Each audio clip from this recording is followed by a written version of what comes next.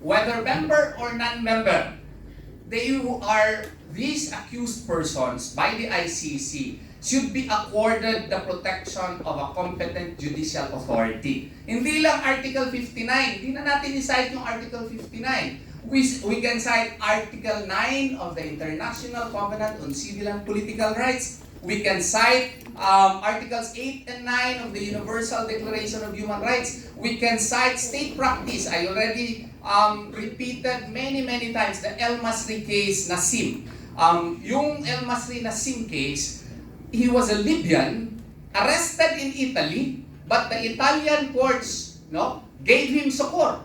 The Italian courts heard the case, and it was found out that his procedural rights were not respected by the ICC. So therefore, he was freed and he was deported back to Libya. Another example which I keep on repeating, dalawa lang ginagamit ko, but I can cite 21 other cases, at least that I know of. Yung kay Simon Gbagbo case, Ivory Coast. There was likewise an ICC warrant. And what did the Ivory Coast do? It underwent a local judicial process, and it was found out that again his rights were not respected. And Ivory Coast insisted on its sovereignty. And in both cases, I can even cite the son of Gaddafi, that also happened to him. In all of such cases, what did the ICC react when the national courts asserted their own sovereignty? No, it simply asked for an explanation why they did that. And when Italy gave them such an explanation, wala nang nagawa yung ICC kasi nga sa Article 88 ng Rome Statute, kinakailangan na meron tayong procedure. Duty yan supposedly ng member state. How much more tayo? Hindi na nga tayo miyembro. Kung hindi na tayo miyembro ng ICC, hindi na yun applicable yung Part 9 ng Rome Statute on Cooperation Mechanism. Limited na po, and that came out in Pangilinan versus Cayetano interpellation of Senator Leonen. Anong nangyari doon? Ang nangyari doon, wala nga tayong procedural rules in so far as surrender is concerned. Yun po. Thank you very much, Attorney Joyon. Ang linaw, nakakapando mo kasi tayong lahat po kasama dito, na parang nililito tayo, naloloko rin tayo. Pero dahil meron tayong mga kasangga na talaga nagpapaliwanag at naglalatag ng tamang usapin at pagpapaliwanag, kaya naging matibay po ang paninindigan ng mga Pilipino magpahanggang ngayon ay hindi natitibag sa paninindigan at pikikibaka para sa katotohanan. At ngayon naman po, Attorney Torion, maraming salamat. Mamaya babalikan namin kayo. Ang ating susunod na katanungan ay ibibigay naman po natin para sa atin pong kasamang Attorney Jimmy Bondoc. Good morning, Attorney Jimmy. Good morning po. Magandang umaga. Yes. Attorney Jimmy, sa pananaw mo po bilang isa sa mga abogado po, may danger ba na nalilito ang publiko sa pagkakaiba ng isang dokumentong umiiral sa international level at isang warrant na maaari nang ipatupad dito po sa Pilipinas? Attorney? Litong-lito na po. Litong-lito na po ang publiko. Hindi lang po dahil sa complexity naman talaga ng legal issue, kundi dahil sa mga magkakaiba at magkakakontrang pananaw ng gobyerno itself, Meron po akong show sa ibang channel na mismo po si GM Torre na hindi naman po sa panig natin ay inamin na there is a breakdown in the unity of command. Ibig sabihin na iba-iba na po yung pati on the opinion level, iba-iba na po yung pronouncements ng gobyerno. Tatlo po kasi yung legal na landas na pinopropose ng kabila. Una, yung pag-aresto kay Bato ay binabatay ng iba sa RA 9851 na domestic law. Yan po ang una. Pangalawa, ini-invoke nila yung Rome Statute. Okay? At pangatlo, they are invoking general public international law. Tatlo po yun na pinag-iiba-iba nila ng pag-uugutan according to what is convenient. Kaya po tayo nalilito. At ang masasabi po ng kampo namin in a very clear statement is that kahit ano po doon ang sundan nila na batas, na pagpatayan nila, wala pong sinunod ang gobyerno. Kung doon tayo sa RA 9851, pag-uusapan po natin kung pwede nating isurrender sa ICC without passing through the judicial authority dito. Kung pag-uusapan natin ng Rome Statute, which by the way para sa amin ay wala ng jurisdiction, hindi nila sinunod ang Article 59 at hindi nila sinunod ang regulations of the court ng ICC, particularly Regulation 31 number 3, which shows how to effectively serve a warrant, no? The personal notice. At kung general na international law or customary law, hindi rin nila sinunod yung jurisprudence na sinite ng aking partner na si Atty. Bob. So, kahit saan pong larangan nila dalhin ang kanilang argumento, hanggang ngayon nananatili po ang aming paninindigan that there is no lawful basis for the arrest of General Bato. Thank you, Attorney Jimmy. Attorney Jimmy, may mga nagsasabi na itong mga pangyayaring ito, noong nakaraang May 11, parang trial by publicity ang nangyari. Lalo na po nung maipakita umano ang dokumento sa media, bago pa man magkaroon ng malinaw na government position. Nakikita niyo rin po ba yung angulong to? Very clearly po, nasa kapangyarihan po kasi ng PTC, Pre-Trial Chamber. Yung una, yung to reclassify their warrant from public to from secret to public. At nasa kanila rin yung to authorize reference thereto. Huwag na natin pag-usapan yung pangalawa. Nung pinakita po ni Trillanes yung warrant na yan, it was still secret. No? Therefore, wala siyang any authority to refer to this document, to show it publicly, to brandish it, and much less to enforce it. Wala po, kahit ano po. Hindi na natin pinag-uusapan kung siya ay isang delegate ng ICC, was he authorized, hindi pa yun eh. The mere showing of the warrant by anybody had not been authorized under any applicable laws or procedures.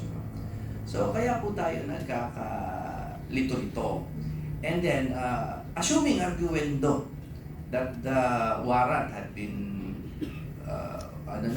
reclassified at pwede nang i-serve o pwede nang ipakita rather, hindi pa rin siya pwedeng i-serve dahil napakahaba po. Aantukin po kayo kung sasabihin ko sa inyo yung buong procedure na dadaanan ng ICC warrant bago pa man lang siya i-serve sa amin at kay General Bato. Thank you, Attorney.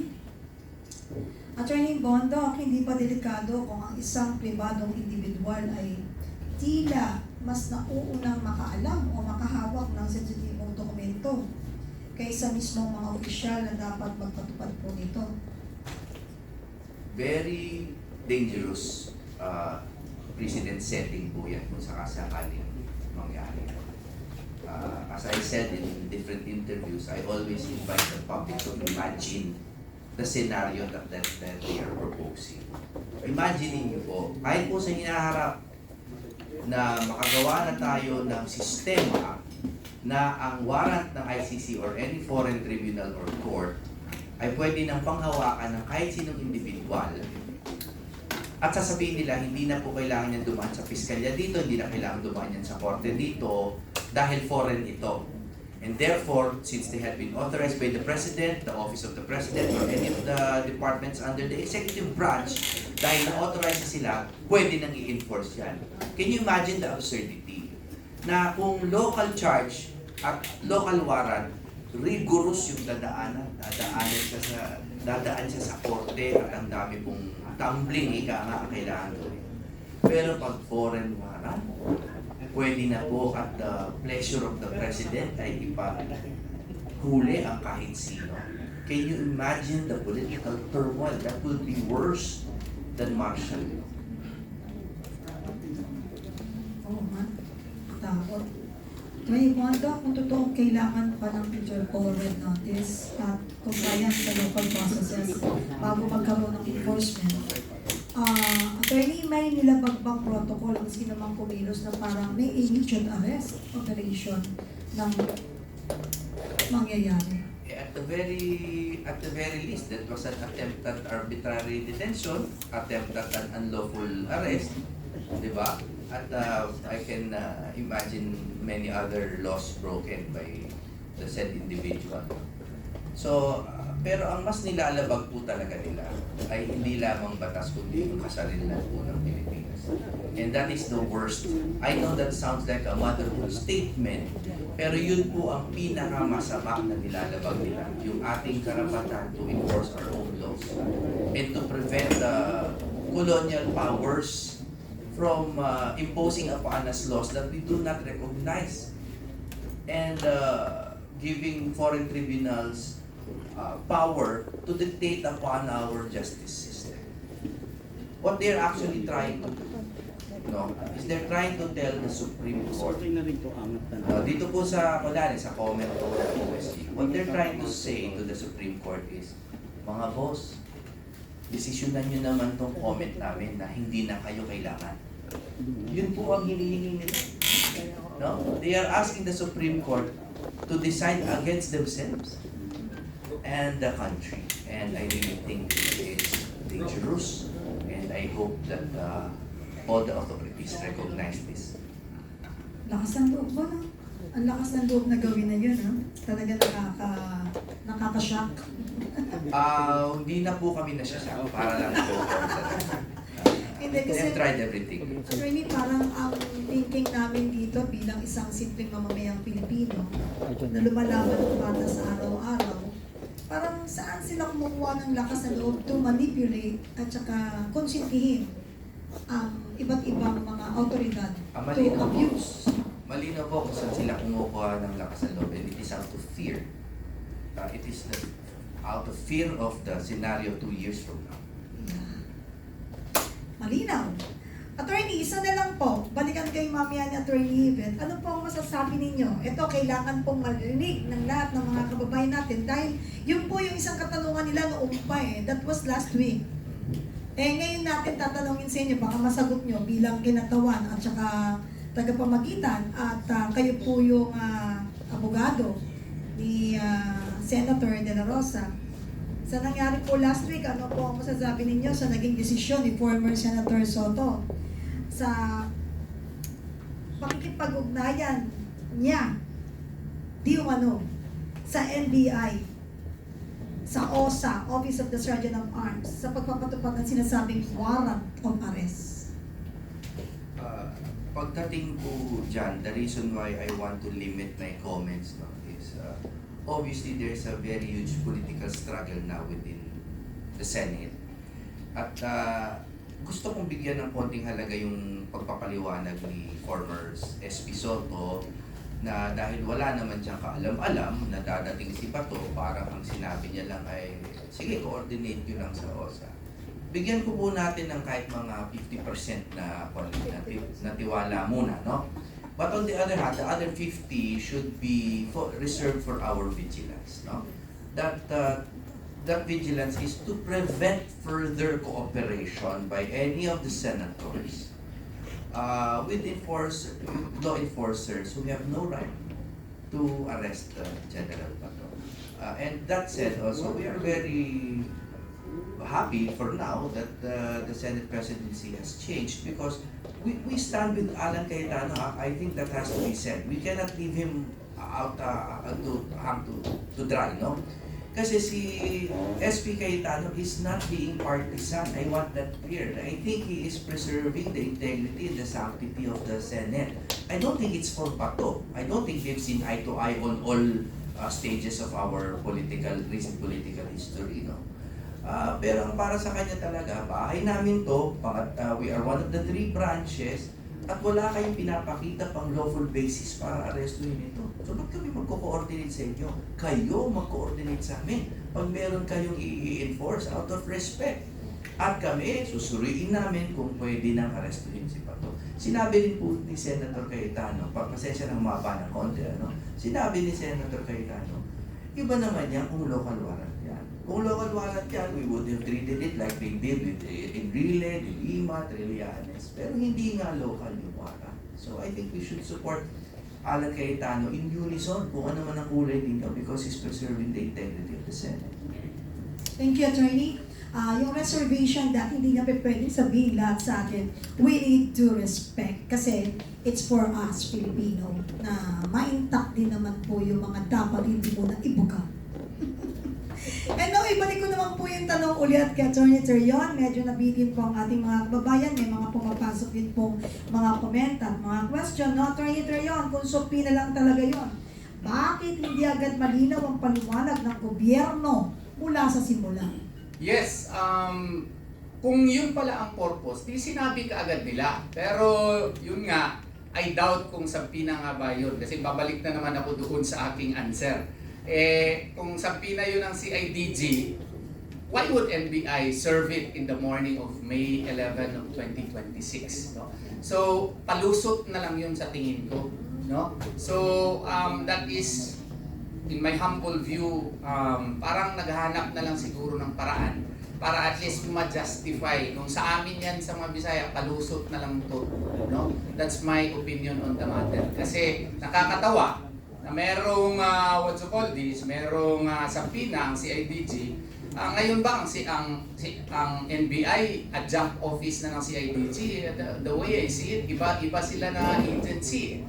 And CIDG has its own personnel and NBI also has its own personnel, and it would be the height of hypocrisy, no, to the point of being untruthful na siguro na i-claim na CIDG sabina ngayon. And by the way, yung CIDG sabina ni-recall nila, and actually we can use that also. We can use that by arguing likewise that the Philippines now is exercising jurisdiction over the AJP cases. So that can be one of the reasons that can be used by our lawyers if we will hire na a lawyer in the ICC to oust the jurisdiction of the ICC or to question the processes being made by the by Philippine authorities. Kasi nga in the morning of May 11 of 2026, there was yet no confirmation on the part of the ICC.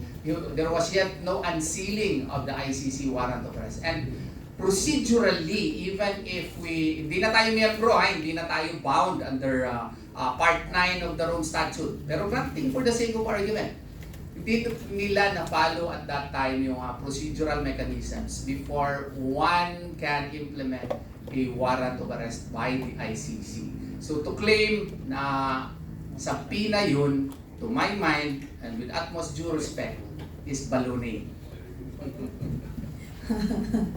Thank you, Attorney. Attorney, alam ninyo, bago magdeklara po ang ICC na naka-unseal na po yung warrant of arrest ni Senator Bato de la Rosa, nagkaroon po ba ng pagkakataon na naniniwala rin kayo na may arrest operation talaga? Yung May 11 incident, klaro talaga yun kasi may mga binugbog pa nga yung tao ng ng Senado eh. Sila ang pumasok doon, hindi nakipag-coordinate, tapos binugbog pa nila yung Senate employee. And at that time, the warrant of arrest by the ICC was not yet unsealed and they did not follow the strict procedure under Articles 89, 91, 59 of the Rome Statute. That is granting for the sake of argument that we are still a member of the Rome Statute. Hindi na nga tayo miyembro eh. Kaya nga ang aming sinasabi dito, mali talaga yung ginawa ng ating mga taga-NBI. Ma'am Benny, if I Yes, may, please do. bago pa nung bubugan na totoo po na sinabi ni Atty. Torion, bakit naman po tayo magdududa pa na may attempt to arrest? Pagbaba nga po ng kotse ni Bato, sinubukan nga siyang i-arrest, hinabol siya sa hagdan. So I do not know why a narrative like that would prosper na hindi nila ina-attempt mag-arrest. Sinubukan na nga at in-announce pa nila, no? Pagbaba pa lang ng kotse. Kahit hindi na natin pag-usapan yung bugbugan, which is again a clear indication of their intent to arrest. Sinabi na na-arrest nila si Bato. Wala na pong bawian. Tapos ito ma'am ha, i-review natin yung kasi hindi na tayo parte ng Rome Statute. At klaro yan sa Pangilinan versus Cayetano na wala pang surrender mechanism tayo dito, no? And even in the what you call this, the crafting of Republic Act 9851 noong February 20, 2009, kunin nyo yung transcript of stenographic notes, yung minutes ng deliberations between Senator Ligarda and Senator Gordon.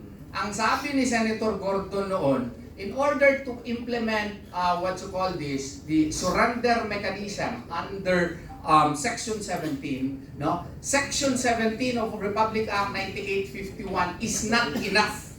There has to be a statute that would precisely define the procedural mechanism as to how to effectuate surrender. So even the intention of the senators when they crafted what you call this, the 9851, no, would really prove na in the deliberations, it really came out, no? Deliberation, mahaba yun eh.